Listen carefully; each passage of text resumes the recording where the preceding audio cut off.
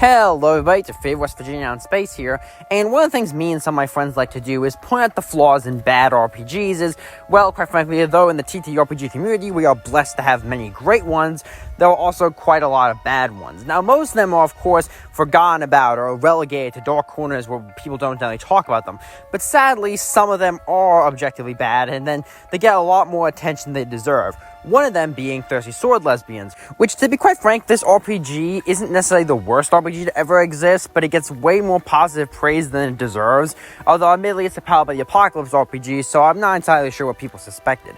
But anyway, in this video, we will be actually showing why this RPG is not only not very good, but also fails at what people say makes it really great, because it actually isn't really that good despite some occasional interesting ideas. So let's get into it. Now, in my opinion, one of the best ways to start talking about any RPG is to cover its core mechanics, as that's a core part of any RPG, surprisingly enough. In Thirsty Sword Lesbians, you have your stats of daring, grace, heart, wit, and spirit, which honestly isn't the worst selection of stats I've seen, although some of them do suffer from being way too narrative in my opinion, or very situational to try to figure out what they mean, but overall it's not the worst I've ever seen from an RPG, so I'll let it slide here for the sake of being. You also have the forwarding move of where sometimes you get +1 to future rolls of rolling 2d6, blah blah, you get the idea, and of course you have the moves, which is where the first real problem the game kind of starts showing its ugly head, is that these moves are so hyper specific that the game struggles to do anything outside of them. Like, it's really hard to say, how do you search a room in this game? And yes, I know that you have a move that's supposed to act as a catch-all, but the fact that you have to add a move that is supposed to catch everything else, and most of what you do in many RPGs would fall into that, is kind of bad. And for a game all about, fighting, because Swords is one of the titles, a lot of the things revolve around conflict of violent fashion to varying degrees, having just one move for fighting and no kind of HP system, because instead you have conditions which are based on your emotional status, which is, in my opinion, really, really bad for trying to do an RPG of any kind of real action and adventure, because it makes characters come off as rather pathetic, that they just get too sad or too angry to fight the evil bad guy doing the bad things.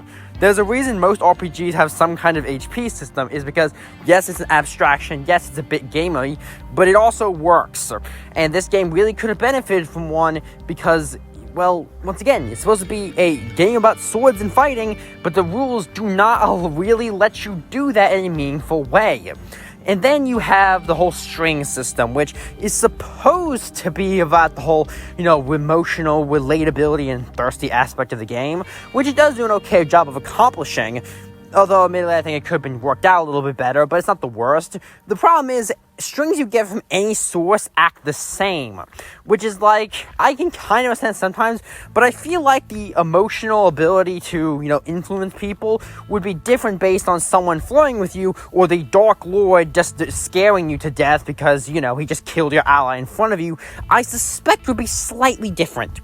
But it's not the worst, except when it is. But ultimately, it's just a very clunky kind of system. In an attempt to be narrative, it actually ends up restricting the players than a more loose system would do. Something like a D20 system or GURPS would actually do a better job of handling the variety of situations that would come up in these kind of RPGs, way better than a attempt to have a move for everything, except you don't have a move for everything, so it comes off as clunky and hard to use. However, it's important to cover how you create a character, or more accurately, how you don't. Because in this game, you have playbooks instead of classes, or a skill-based system. Which a playbook is, let's be honest here, just another name for class, okay? Let's be honest with ourselves here. The problem is, a playbook is supposed to be, like the game says, a broad archetype of a character. The beast is like this, the spooky witch is like this, etc., etc. But the problem is that they're so restrictive in what character you can make within them, that it ends up kind of being, well, you're not making a character, you're just playing someone's OC. Because what your character is like, their personality, probably their backstory, and their abilities and everything is basically decided for you, because that's what's in the playbook, and that's all you get to choose from. Even your stats are pretty much decided by your playbook. You only get to put +1 to 2 stats, and you select from 2 different stat blocks. Wow, the options. Pro tip, if you're making old D&D look like it's a wealth of character customization, you've done something wrong. And that's another thing, is that even if you look at D&D class-based systems, you still have more choices. Even in the old ones or games replicating it, you still have more choices because, yes, the game decides your abilities and what powers you can have based on your class, but you can still do things. Your personality and your backstory, what your character's actually like, is still up to you. But not in the playbook, all that's decided for you. And the moves, which are supposed to be in most playbooks, their big mechanic to varying degrees, are just kind of silly. Some of them make kind of sense, and then you got other ones where it's like the scoundrels want to rip their clothing. Yes, because you need a dedicated move to pull that off. I guess we know now the playbook of the Hulk. But, and stuff like that is just silly. But you might think, okay, that's kind of restrictive, but what about XP and leveling up? Surely that helps. Well, after you get a certain amount of XP, you get to take an advancement that does what you might have think, gain an extra move from your playbook, take another move from your other thing, add +1 to a stat, etc., etc. And that's okay. It's basic. It barely adds anything, but okay, you're good for trying. The problem being is that once you get to a certain point, your character either has to retire or get a happy ending kind of deal, or you switch to a new playbook, which means, and you might think, oh, okay, you just start taking abilities from that thing. Okay, that makes sense. Kind of like a Warhammer Fantasy kind of class system. Except for this doesn't, because when you switch playbooks, you pretty much go back to as if you were making a character from scratch. Almost all of your personality and such gets rechanged to that playbook. Your stats even go back to basic. You lose most of your moves. For all intents and purposes, you may as well be starting a new character. And that's kind of bad because it even hurts the limited player option of playing a character who starts out as a basic member of one playbook, but could go on to become a more dynamic character because they've been playing for a long time, because every time you change playbooks, your character effectively resets. Their emotional status, their opinion on the world, everything changes back to a preset status, which some get kind of weird if you think about them for too long. Like, how does a character who starts as a beast become something else, stop being like a werewolf? Like, is that what really we're going for here? I don't know. But, and all of this comes to a head when you really look at the playbook. You're not, like I said, I've been establishing all this. You don't get choices when you make a playbook. You play the playbook. And that's why they say you can only play one playbook, because if you two people are playing the same playbook, people would kind of realize that you're not playing distinct characters, you are playing someone's OC. And it's worth noting that the art they give for each playbook is often used in the art for the rest of the game. This kind of implies to me that, once again, the playbook isn't for you to make a character, it's for you to play someone else's character. And pre-gens are fine and all, but for an RPG, you need to be able to make your own characters, or at least be upfront and honest with the fact you're playing pre-gens. And what's really annoying is that people will die on hills saying that, oh, playbooks are more open than class systems, but they aren't. This isn't liberating. This isn't getting to play your own character. This is more restricted than any D&D fantasy system I've ever seen. And that's saying a lot. The next part I want to talk about is actually the scenarios in it, which in this game are a big deal. This game is a rule system that's kind of agnostic in the sense it doesn't have a default setting, but instead has a ton of settings and pseudo-adventure kind of things, both in this book, and they had so many from their Kickstarter that they made a whole other book just filled with them, which I do not have, so I cannot speak of them today. But I can speak of the ones in the core book. And let's be honest here, they suck, okay? All of them suck. Most of them for the same reason, but a few of them are in a special place. What most of them suffer from, what almost all of them do, is that they're so bare bones that as a GM, looking at this, right? I've run quite a few games, I've made a few RPGs, I've played in many, and as a GM, looking at these scenarios, I could not run something with them as they're written. Every GM obviously has to expand things a little bit to fit what they're doing, just a little bit, but this has so much blank information, like how the setting is supposed to work, that it's just impossible for it to count as a setting because there's too much missing information. There's too much details left out that aren't covered properly. For example, they have the Star-Crossed Galaxy scenario, which is this sci-fi scenario about, traveling the stars and dealing with the evil empire and all that jazz. Pretty basic stuff, right? But there's so little information about what this setting is actually like that you can't run a game in it because there is nothing to run here. There is the idea of a setting, an implied setting, but there is no actual setting. And none of the scenarios work primarily off the concept of this is set in the modern world, so where we can just assume modern things for the sake of an argument. There is one, the lesbian, I'm sorry, I'm always pronouncing this one, the lesbian coffee house, which when I realized that pun, I got a chuckle at that. Good job on you, that was funny. Is that's the closest where it has the mundane world, but then you have the whole fairy world as the second half of it, which is a problem because we don't get enough details on how that operates. So once again, we're back to square one of too much missing information.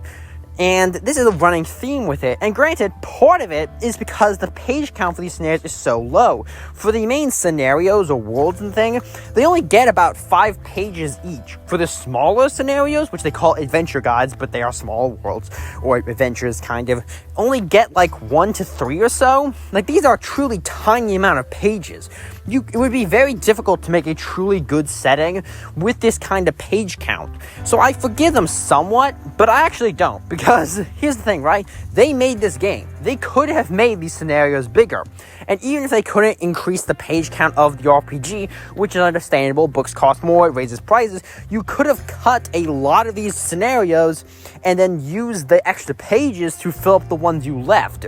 Because some of these scenarios are so boring, so basic, that the best thing you could do is take their pages for something else.